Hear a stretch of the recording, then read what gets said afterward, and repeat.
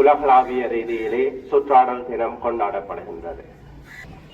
மே மாதம் 30ஆம் தேதியிலிருந்து இந்த மாதம் 6ஆம் தேதி வரையான ஒரு வாரம் காலம் சுற்றாடல் வாரமாக பிரகடனப்படுத்தப்பட்டிருக்கின்றது. அந்த சுற்றாடல் வாரத்தில் மட்டுமல்லாது முழு நாட்களுமே சுற்றாடல் தொடர்பான செயற்பாடுகளை செய்வதுதான் இதன் நோக்கமாக இருக்கின்றது.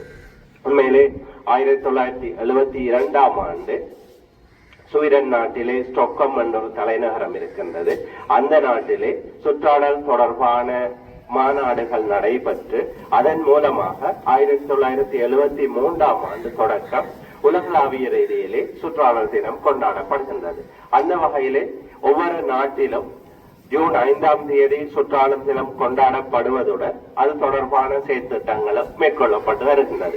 அந்த வகையில் தான் இலங்கையிலும் இந்த வருடம் இந்த வாரம் 30ஆம் தேதியிலிருந்து 6ஆம் தேதியான வாரம் சுற்றாடல் வாரமாக பிரகடனப்படுத்தப்பட்டிருக்கின்றது. அரசாங்கங்களும் தங்களுடைய கொள்கைகளை பிரகடனப்படுத்துவாங்க. அந்த வகையில் இந்த அரசாங்கமும் ஒரு தூய்மைப்படுத்த தூய்மையாக இலங்கை நோக்கம். அந்த தூய்மைப்படுத்துறத நாங்க 3 வகையில பார்க்கிறோம். ஒன்று சுற்றாடல் ரீதியாக, சமூக ரீதியாக சுற்றாடல் சொல்லுவாங்க என்வாயர்மெண்ட், அதே போல் சோசியல் சொல்லுவாங்க சுற்றாடல். தூய்மையான நாடாக உருவாக்குவர்.